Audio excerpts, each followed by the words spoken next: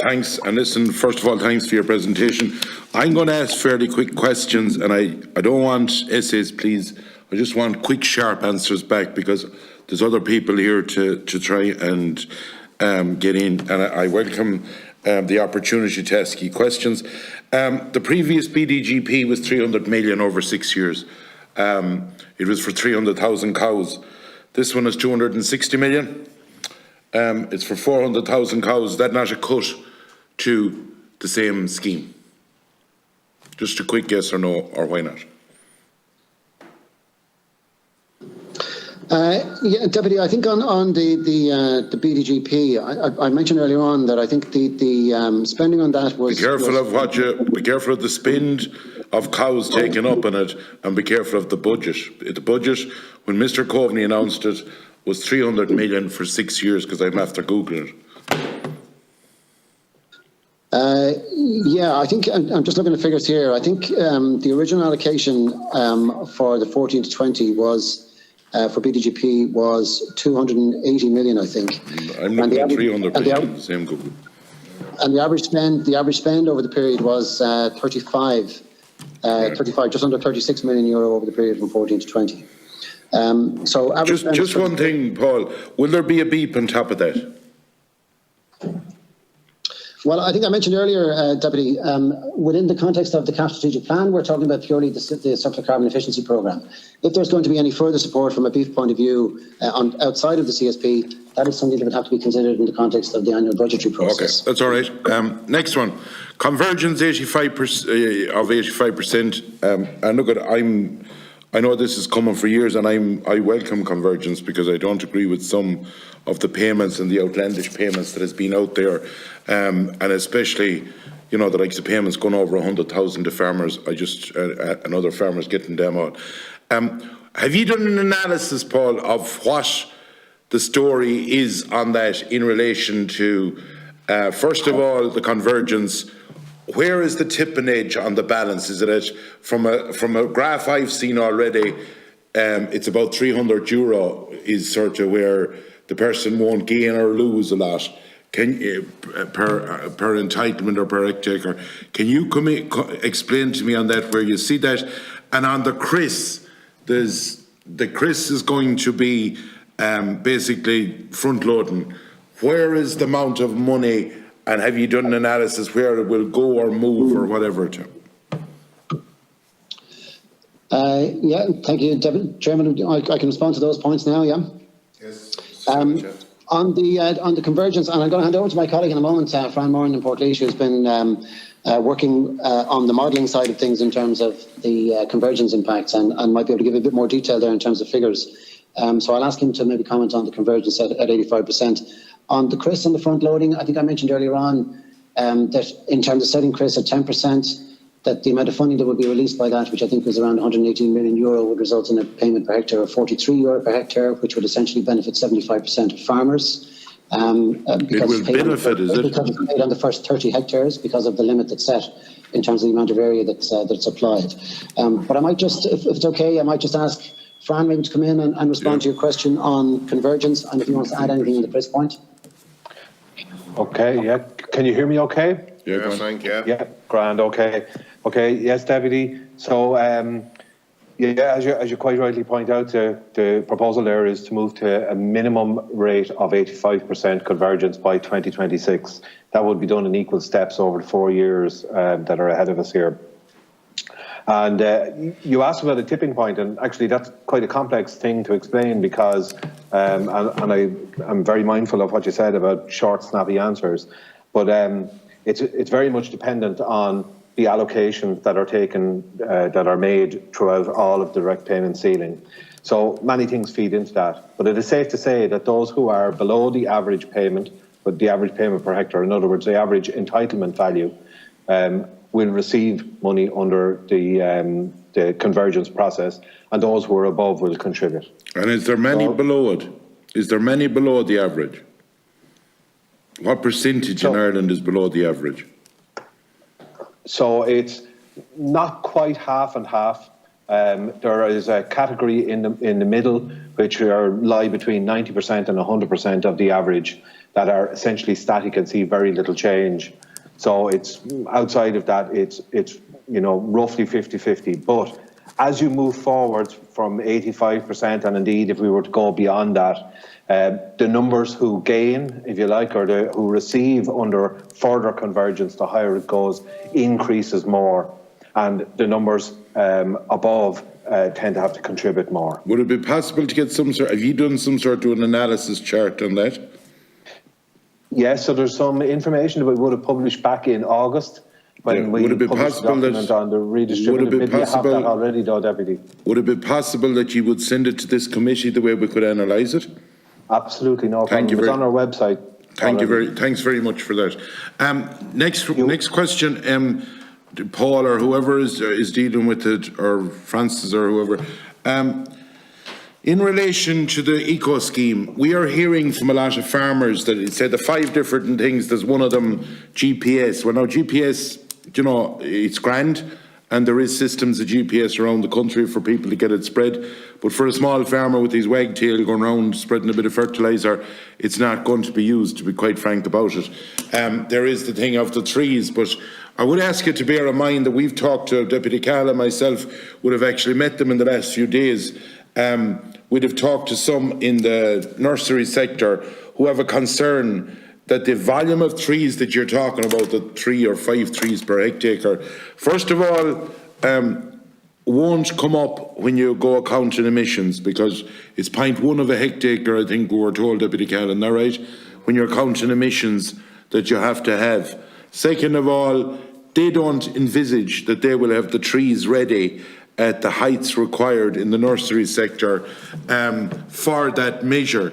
And I think that, there's talk out there at the moment, and I want to make you aware of this, that, Holland has 20 schemes and France is whatever.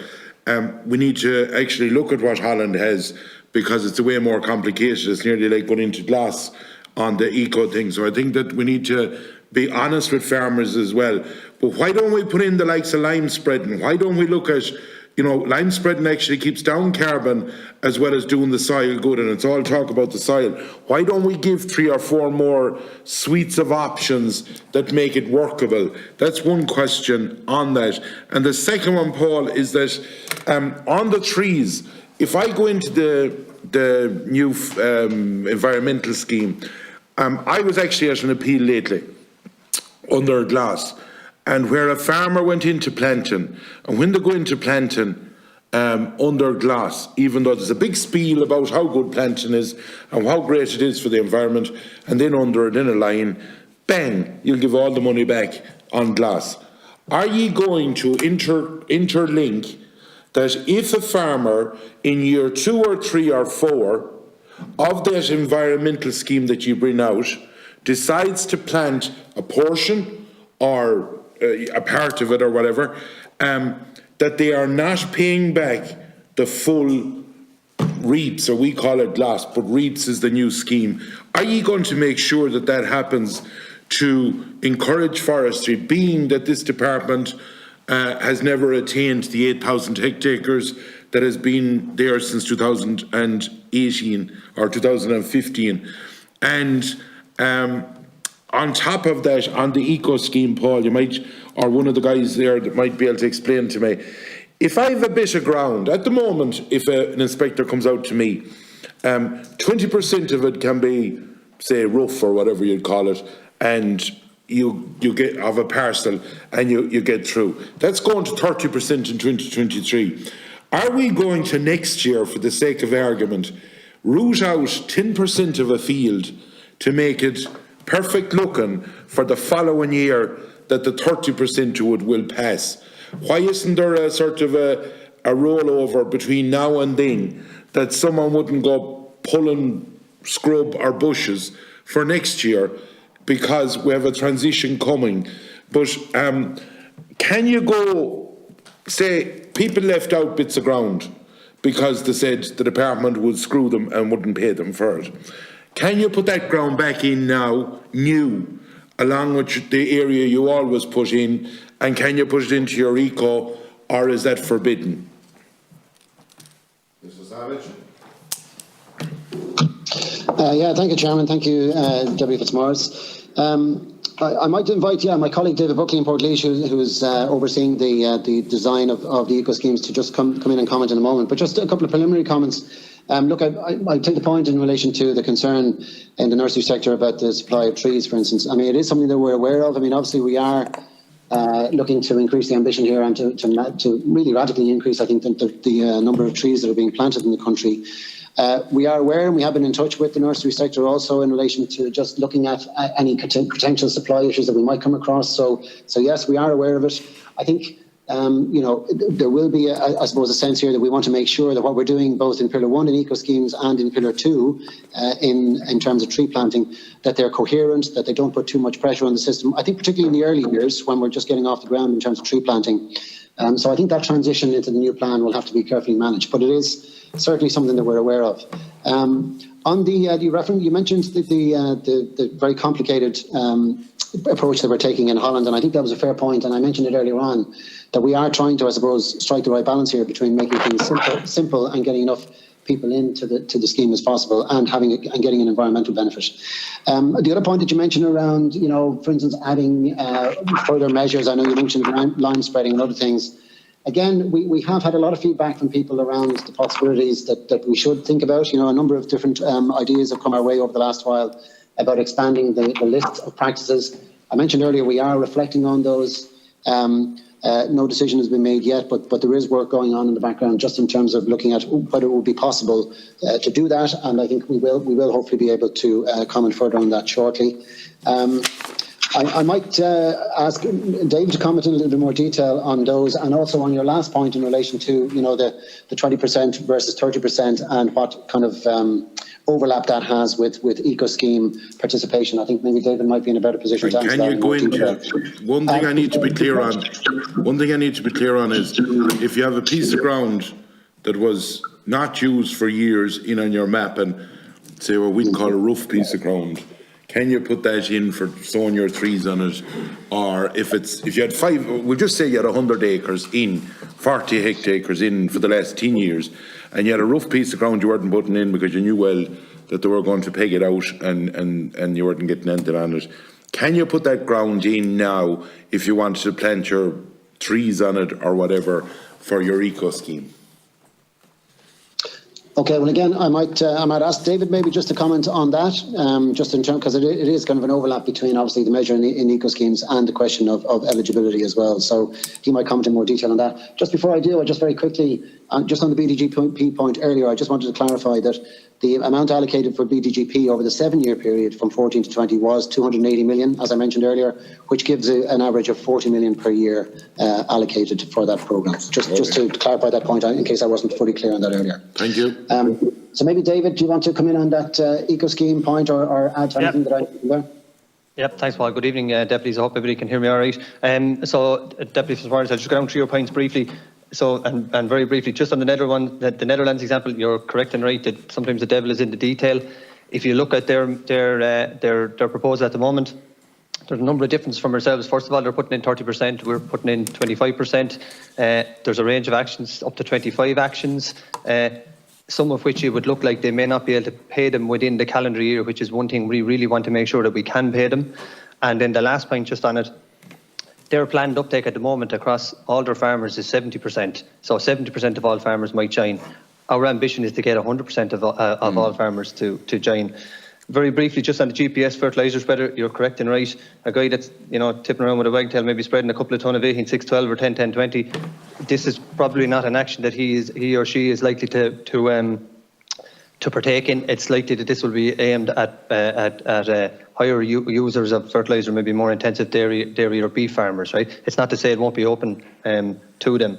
Just on the piece of ground, as you say, so an important distinction here just to say on eco schemes. So eco schemes, they're mandatory for every member state, but they are voluntary for farmers to join. But absolutely, we fully expect most farmers will want to join because they'll want to get their money back, so to speak. But just to make sure we do that, we want to make it administratively simple. So the farmer does not need to employ an advisor, unlike the AECM, to apply for the scheme. So they're straight. We want to make sure that the measures are straightforward and practical and easy for both farmers and advisors to understand and implement, and then equally for ourselves to make sure we can pay farmers within the year. I suppose the other important point just to make on that is in terms of the actions, Paul has already touched on it. There's 5 actions there at the moment, and both ourselves and the Minister have already said we're reflecting on them, including the one that you mentioned around liming and soil sampling. In terms of the last point, just on the eligible hectare, and it's just an important point to make. So you're absolutely correct and right in terms of our proposal is to allow up to 30% of a parcel to consist of features that are beneficial to the climate. So bits of scrub that might be knocking around or redlined out that we have over the years. That's our proposal. That will ultimately go to the Commission. They may or may not accept that. That's so just to be blatantly upfront and honest about that.